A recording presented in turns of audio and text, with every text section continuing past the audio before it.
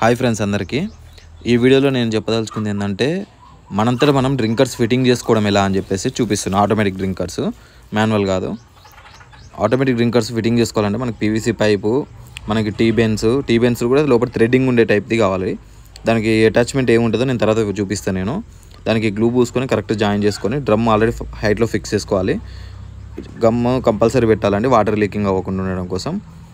చూడండి step by step మనం కావాల్సిన లెంత్లో చూసుకొని కట్ చేసుకొని మనకి ఎక్కడెక్కడ డ్రింకర్లు కావాలో అక్కడ ఆ టీని వేసుకోవాలండి.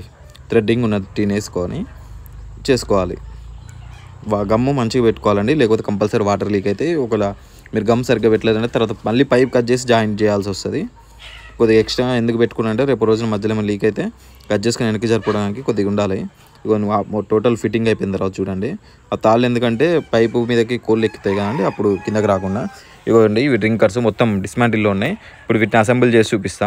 ఇది కింద బ్యాలెన్సింగ్ కోసం అండి. బ్యాలెన్సర్ పైన కట్టు ఉందా, పైన కట్టు వరకు ఖచ్చితంగా ఇసుక కానీ నీళ్ళు కానీ పోసుకోవాలి వెయిట్ బ్యాలెన్సింగ్ కోసం. నేను ఇసుక పోసుకుంటున్నాను. ఈ పైన టాప్ ఉంది కానీ టాప్ని లైట్గా ప్రెస్ చేసి తిప్పితే లాక్ అయిపోద్ది, మన హాట్ బాక్స్ టైపు. కింద అక్కడ లోపల వైట్ కలర్ అవుపడుతుంది కానీ నాజిల్, ఆ నాజిల్లో ఈ డబ్బా పెట్టేసి మన రొటేట్ చేయాలండి, టైట్ చేయాలి బాగా.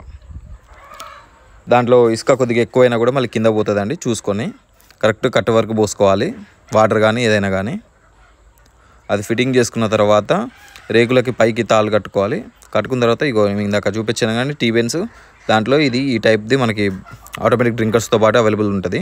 దాన్ని ఈ నాజిల్లో పెట్టుకొని మంచి కరెక్ట్ టైట్ చేసుకోవాలి. మరి ఓవర్ టైట్ చేసినా కూడా రబ్బర్ వాచర్ అనేది బెండ్ అయిపోద్ది. తర్వాత మన లూజ్ పైప్ చూసుకొని ఎంత కావాలో అంత కట్ చేసుకొని దానికి మామూలుగా మన పైప్స్ ఎట్లా టైట్ చేసుకుంటామో అట్లా టైట్ చేసుకుంటూ వెళ్ళిపోవాలండి. పెద్ద రిస్క్ ఏం కాదు.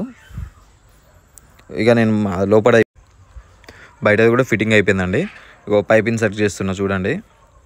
పైప్ పెట్టేసుకొని మనం కింద డబ్బాకు కూడా పెట్టేసుకొని పైనుంచి ముందే తాడు కట్టుకోవాలని, నేను తాడు కట్టుకునేది చూపెట్టలేదు. దాన్ని కూడా ఇన్సర్ట్ చేసుకొని దానికి ఒక కొన్ని ఉంటుంది, ఆ కొన్నిలో ఆ హోల్ వేసేసి చూడండి సరే అట్లా తగిలిచ్చేసుకుంటే అయిపోయింది. ఇంక అంతే, మనం వాళ్ళు నీళ్ళు వదులుకుంటే సరిపోద్ది. ఇట్లా నీళ్ళు వదులుకొని ఇక కోళ్ళు చూడండి ఎంత బాగా తాగుతున్నాయో. నచ్చితే లైక్ చేయండి. కొత్తగా ఎవరికన్నా పెట్టేదలుచుకుంటే ఫాము వాళ్ళకి షేర్ చేయండి. Thank you.